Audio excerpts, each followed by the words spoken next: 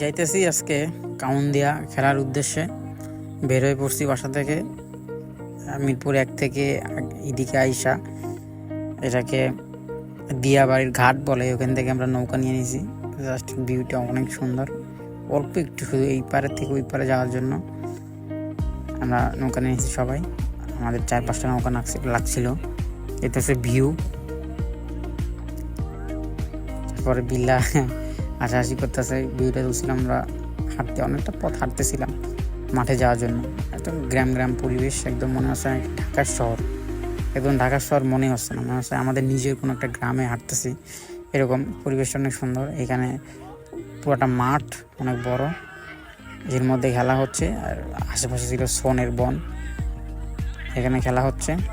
আমাদের খেলাটা শুরু হয়ে গেছে।